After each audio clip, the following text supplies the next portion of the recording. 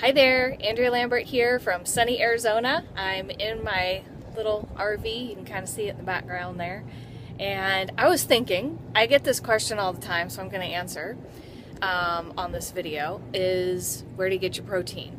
So, as the biologist in me considers something like that, I first want to think about what does nature show us that our protein requirements are. First of all, I want to say, when we think of protein, what we really need is amino acids, and our body will take the protein in animal flesh out of beef or fish or chicken or pork or any of that. It's all animal flesh. It's all quote unquote meat, and it's the muscle of the animal.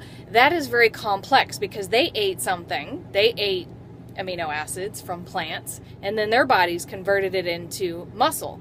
And if you think about a rhinoceros, a full-grown carnivore like a lion will not dare take down a rhinoceros or an elephant or a giraffe, a full-grown giraffe, because they're very, very powerful, and they get all their protein requirements from plants. So our bodies also require amino acids to build our muscles. But the easiest way to do it is eating plants, because we don't really need protein per se, because amino acids are short chain proteins.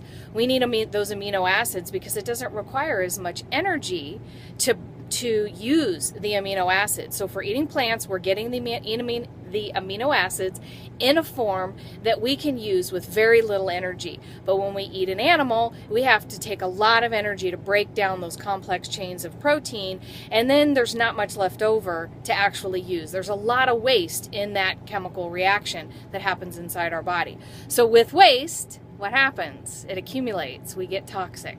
So it slows down the digestive process, and then anything else that's sitting in our intestines is starting to ferment. If there's fat in it, it's starting to go rancid, and all of that is rotting in our gut. So it's important to eat what's easiest for our body to use.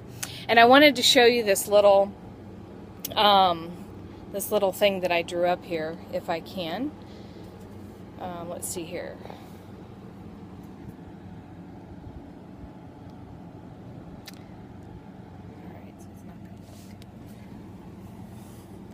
All right, so if you can see here, I wrote a little chart down so that you can get a look at what I'm talking about and see it in words. So from animals, protein is very complex. They're complex molecules. And the complex means you have to use a lot of energy. From plants, it's simple molecules. And plants provide the amino acids ready to use. Ready to use means we need very little energy to be able to utilize those amino acids, that form. So people wonder too, well, how much do I need? The conventional calculation is 20% of your ideal body weight.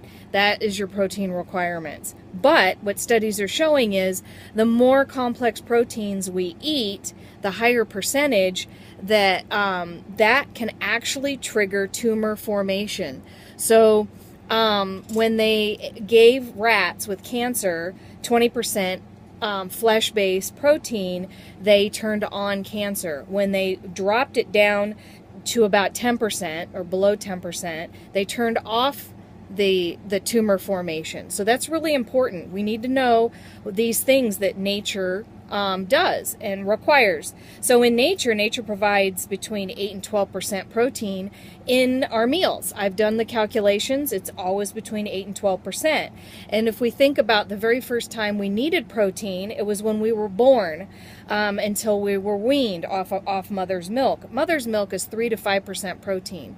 That's going to be the most protein we ever need in our life. So we get plenty. We don't need to eat concentrated forms of protein. We don't need protein powders. Now, if we're trying to do something unnatural to our body, like go against our natural design and try and build a bunch of muscle when we don't really need it just for looks, then yeah, these concentrated protein forms can help us become unnatural. But again, let's try to stick with nature.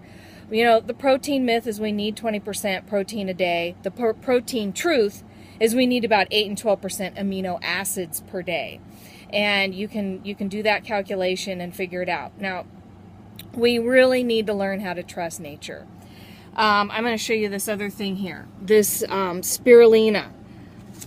If you look at the back, right here it says 2 grams of protein for these 6 little pills right here. These 6 little pills. Let's see, can I get them in the picture? Yeah, here we go. Just 6 little pills. That's 4% right there. 4% of your daily intake based on calories. And then we have the kale chips here. And when you look at here, it even says it on the package. They're trying to point out 6 grams of protein per serving. And so if you eat this whole bag, like I'll eat a bag and that'll be a meal for me. I love it. I love kale chips. And that's, again, 4% protein. So if I usually take about 3 of these spirulina packets, so about, 18 a day. And so that's, a lot of protein right there. And then in the kale chips, that's another, so I'm easily getting 12% protein just between the spirulina and the kale chips. And that's not all I eat all day long, you know what I mean? Nuts and seeds are really high, the dark leafy greens. Actually, everything in nature has amino acids in it. It's just, like an apple is not going to have as much. It's not going to be as power-packed, densely packed with, the protein. And remember, too, the difference between animal and plant-based protein, not only does it zap your energy, but there's no nutrients. There's no fiber, no antioxidants. For sure, you're not going to get those 2 nutrients in the animal flesh. You might get a little bit of fat-soluble vitamins and some minerals, but you can't overcook it. All your omegas are gone. If, whatever the animal ate and wherever it got its nutrients, it's going to, as soon as you cook it, all that's destroyed out of your food. So anyway, I hope you understand a little more about protein and the myth that people who want us to buy animal flesh have told us. So let's stick with what nature is trying to tell us.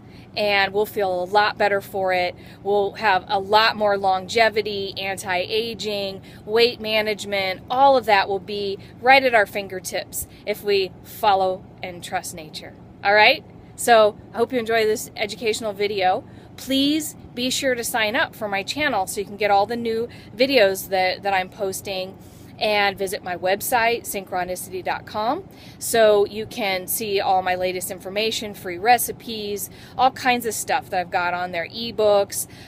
Take my 7-day challenge, my 7-day live plant-based challenge, so you can experience what it's like to be on a plant-based diet for a short amount of time. You'll notice a big difference and see how easy it is to make and inexpensive. It's really fast, fun, and tasty living a plant-based lifestyle. And there's always lots